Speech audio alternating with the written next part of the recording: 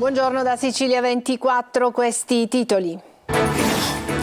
Concorsi, nomine, appalti truccati, scandalo sanità a Trapani, 17 indagati, 10 gli arrestati, tra loro il direttore dell'ASP. Mala movida a Palermo, dopo gli spari in pieno centro cresce la paura, il presidente di Vivo Impresa, situazione drammatica. Gli volevo bene ma ho capito di aver sbagliato, non risponde al magistrato, non dice a chi portava i pizzini di Messina Denaro ma fa dichiarazioni spontanee a Martina Gentile, la giovane postina del boss. Troppi beni confiscati ai mafiosi e non utilizzati, emblematico il caso dell'Hotel Sigo nella INE del quale i dipendenti aspettano l'assegnazione, interviene la Commissione Antimafia regionale. Treni, da oggi 4 collegamenti diretti al giorno tra la stazione centrale di Agrigento e l'aeroporto di Palermo. Da 8 mesi buste paga dimezzate, a Catania la protesta dei lavoratori della ex Publi Servizi, non possiamo vivere di elemosina. Calcio, Serie B, rabbia e amarezza del Palermo in vantaggio 3-1 in casa della capolista Parma si fa raggiungere sul 3-3 nei minuti di recupero. In C il Catania prepara il riscatto in Coppa Italia, mercoledì c'è il Pescara. Tennis, grande impresa del Vela Messina che conquista lo scudetto nella finale, sconfitti in rimonta i campioni uscenti del Sinalunga.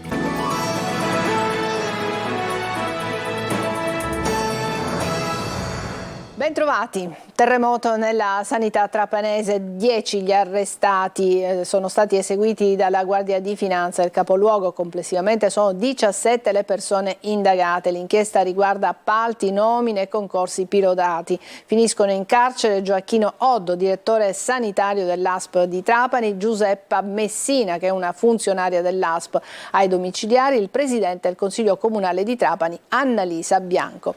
Il servizio è di Laura Spanò.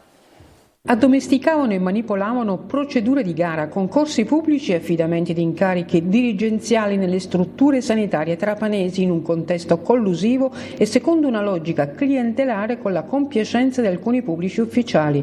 La Guardia di Finanza di Trapani ha eseguito 13 misure cautelari, 2 indagati sono finiti in carcere, 8 ai domiciliari, per altri 3 sono state disposte misure interdittive e obblighi di dimora. L'indagine, denominata Aspide, è stata coordinata dai pubblici ministeri Sara Morri e Francesca Urbani e condotto dal Nucleo di Polizia Economico-Finanziaria della Finanza. Riguarda 17 soggetti indagati per corruzione, induzione indebita a dare utilità, turbata libertà del procedimento di scelta del contraente, truffa ai danni di ente pubblico, frode nelle pubbliche forniture, falsità ideologica e materiale commessa dal pubblico ufficiale, rivelazione di segreti di ufficio, favoreggiamento personale e false attestazioni di presenza in servizio.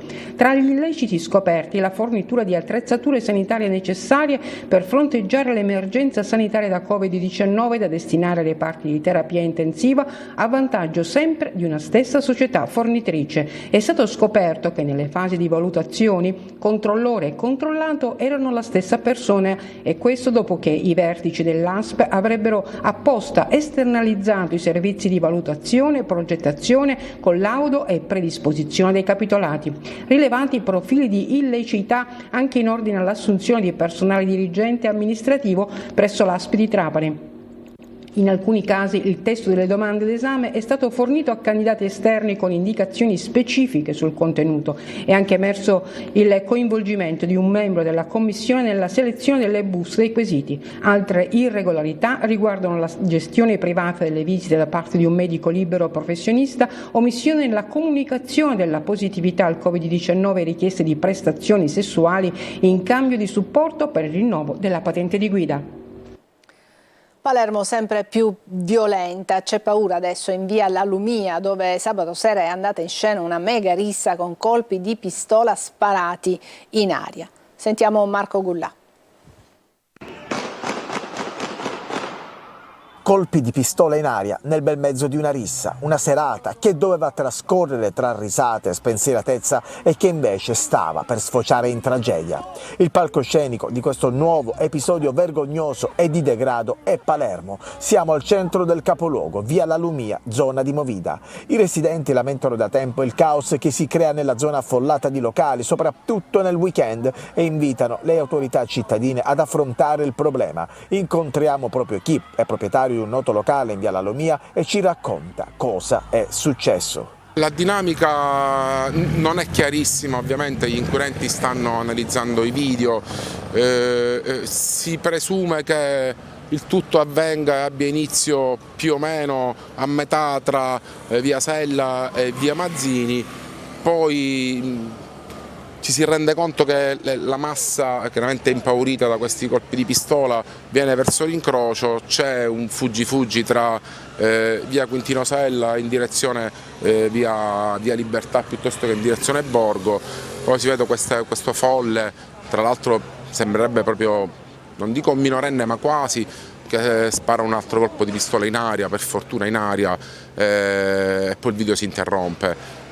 Triste, tristissimo ragazzi, non riusciamo più ad andare avanti in questa maniera. Nonostante quindi la control room e gli appelli alle istituzioni, la mala movida va ormai in scena quasi ogni settimana. Lo sconforto e la paura più grande è quella di vivere con angoscia la nostra attività, di chiudere e trovarci in mezzo a situazioni prima poco piacevoli, oggi drammatiche, perché quello che è avvenuto ragazzi è un dramma, io lo definisco un dramma perché non si può uscire o tentare di fare una passeggiata con la propria famiglia e rischiare di prendersi un colpo di pistola, siamo alla follia. Gli volevo bene, ma ho capito di aver sbagliato. È l'ammissione di Martina Gentile, la giovane postina di Matteo Messina Denaro, interrogata oggi dal GIP. La ragazza, figlia dell'ex amante del boss, non ha risposto alle domande dei magistrati, ma ha voluto fare dichiarazioni spontanee e ha confermato che considerava il boss latitante come un padre. Manlio Viola. Prima si è avvalsa della facoltà di non rispondere davanti al GIP, poi ha deciso di rendere dichiarazioni spontanee. È l'insolita scelta difensiva della figlia dell'ex amante del boss Matteo Messina Denaro, Laura Bonafede. Martina Gentile, questo è il nome della ragazza, per Messina Denaro era praticamente una figlia e la giovane ricambiava questo affetto. Per questo sarebbe diventata nel tempo, così come la madre, uno dei suoi postini. La giovanissima figlia della maestra di Campobello, insegnante anche lei, adesso si trova agli arresti domiciliari perché è a sua volta madre di una bambina di 3 anni. È stata ascoltata dal GIP nel commissariato di Mazzara del Vallo. Da bambina gli ho voluto bene, ha raccontato la giovane, ma ora ho capito di aver sbagliato. Gli scambi di pizzini avvenivano nello studio di un architetto ed ex assessore comunale che ora è indagato. Durante la latitanza la ragazza avrebbe anche incontrato il boss e in almeno un caso ci sarebbero videoriprese a dimostrarlo. Per i pubblici ministeri la giovane avrebbe totalmente aderito alla causa del mafioso e sarebbe anche depositaria di molti suoi segreti. I magistrati che stavano cercando di ricostruire la latitanza del capomafia hanno accertato, almeno secondo le accuse, che la Gentile faceva per conto del padrino viaggi a Palermo. Stanno ora tentando di scoprire se durante le sue missioni nel capoluogo consegnava messaggi ad altri favoreggiatori e a chi. La misura cautelare è stata notificata alla figlia della Bonafede nella sua casa di Pantelleria. La giovane stava facendo una supplenza in una scuola media dell'isola.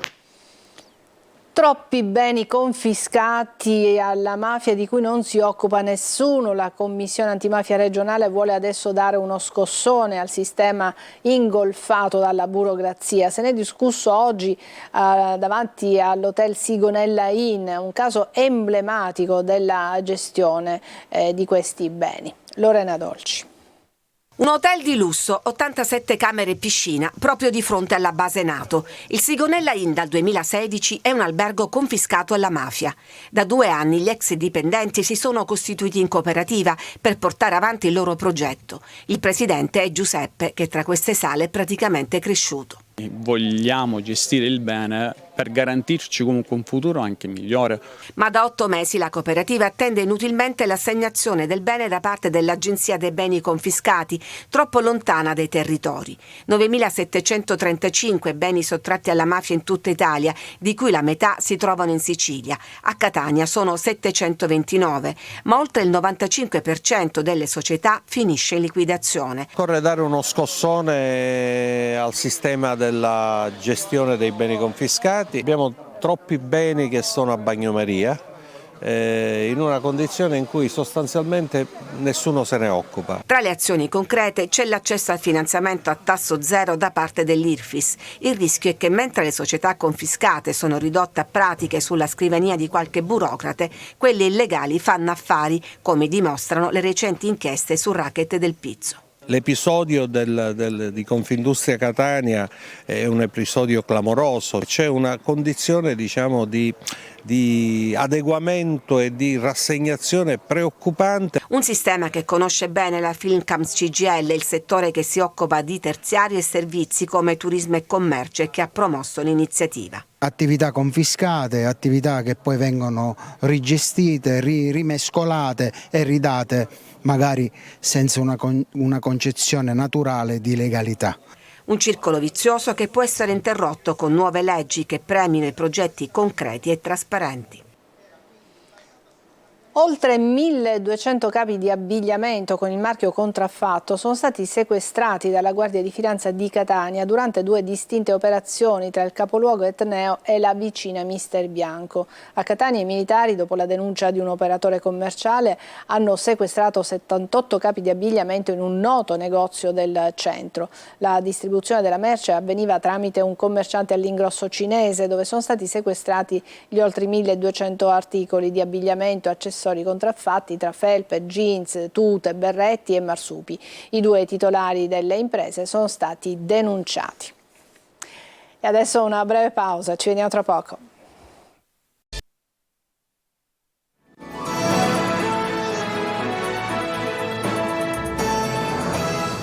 Eccoci di nuovo in studio, 4 collegamenti diretti al giorno tra la stazione centrale di Agrigento e l'aeroporto Falcone Borsellino di Palermo.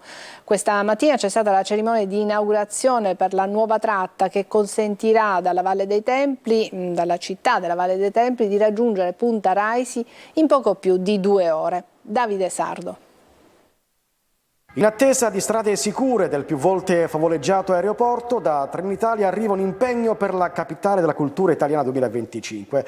Il gruppo Ferrovie dello Stato infatti ha annunciato la Winter Experience 2023 con alcune novità che riguarderanno anche la provincia di Agrigento. Questa mattina sono stati inaugurati 4 nuovi collegamenti diretti fra Agrigento e Palermo Aeroporto e per qualche turista ha rappresentato una gradevole novità. Con grande gioia ho scoperto che c'è questo nuovo servizio e approfitto, lo prendo volentieri.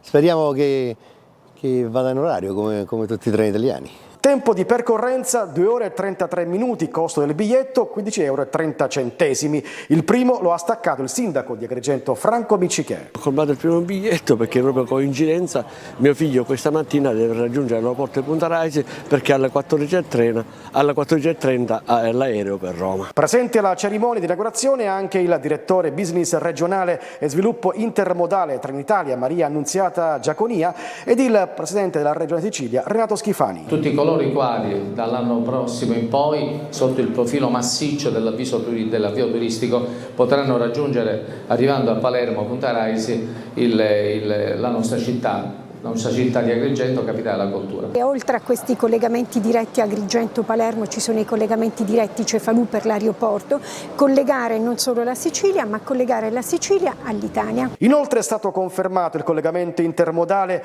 treno più bus per raggiungere la Valle dei Templi dalla stazione centrale di Agrigento, lanciato la scorsa primavera e nato dalla collaborazione tra Trenitalia e Trasporti Urbani Agrigento.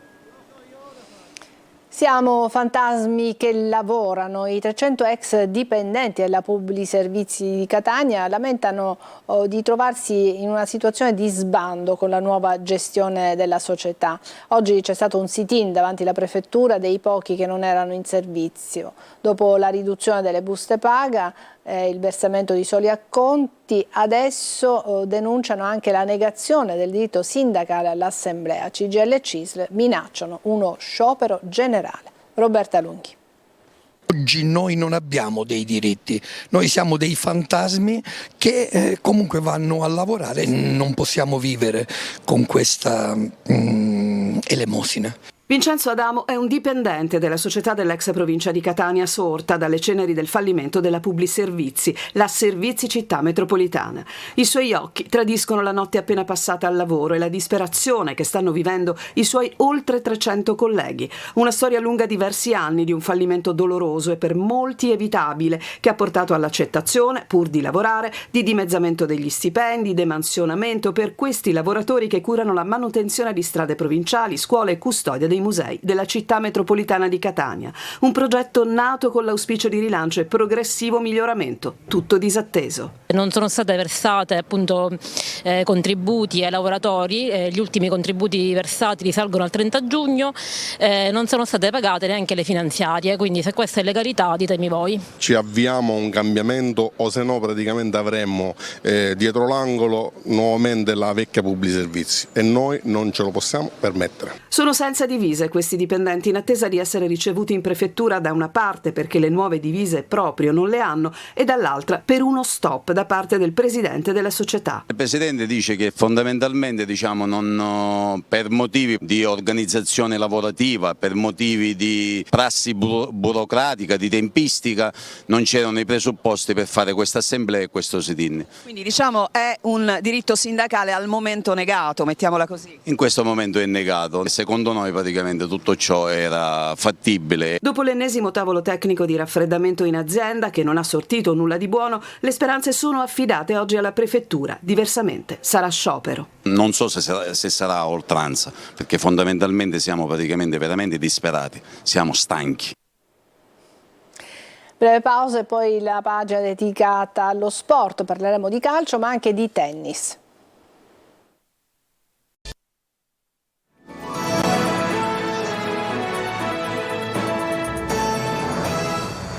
Eccoci al calcio, il Palermo è deluso ma anche arrabbiato dopo il pareggio alla Tardini, la partita è finita con un 3-3, i rosanero hanno sprecato un'ottima occasione per portare a casa i 3 punti. Marco Gullà. Un 3-3 pirotecnico, emozionante, ma che lascia un grosso amaro in bocca al Palermo. Al Tardini, tra il Parma e il rosanero, finisce in parità, ma è il Palermo ad avere grandissimi rimpianti perché per 2 volte si è ritrovato in doppio vantaggio e non ha portato a casa una vittoria che al minuto 91 sembrava archiviata. E invece no, il Parma ha trovato 2 gol nel recupero conquistando un pari insperato. Ma andiamo per ordine, Brunori sblocca subito il match con questa perla, un gol meraviglioso. Il Parma attacca, ma è il Palermo ad essere pericoloso. Così su assist di Di Mariano arriva la seconda perla di Brunori, tira a giro e palla in rete, 0-2. I tifosi rosanero, in oltre 2000 sugli spalti, non credono ai loro occhi. Il Parma continua ad attaccare, i rosa reggono fino ad inizio di pressa quando i ducali accorciano con Estevez. La partita è bella, il Palermo minuto dopo minuto accarezza il sogno dell'impresa. Segre all'85esimo sembra chiudere la contesa con questo gol e 3-1 Palermo, ma non è finita. Mihaila al 91 accorcia ancora e poi al 95esimo Carpentier di testa beffa l'incerto Pigliacelli, 3-3. Importante ritrovare il nostro spirito che ci ha contraddistinto nella parte iniziale del campionato, la squadra ha lavorato con grande intensità, con grande coesione e questo l'applauso che ha dedicato i 2000 sostenitori che sono venuti oggi qui a Parma è fondamentale e ci dà quella forza di affrontare purtroppo questo pareggio arrivato all'ultimo secondo di gara, ma attraverso una prestazione contro forse la squadra più forte, più in forma del campionato, e averlo fatto è stato per noi importante, col grande rammarico oggi di andare a casa con un solo punto. Palermo che tornerà in campo sabato per affrontare il Pisa al Barbera. Il Catania sta preparando la partita di Coppa Italia con il Pescara. Marco Carli.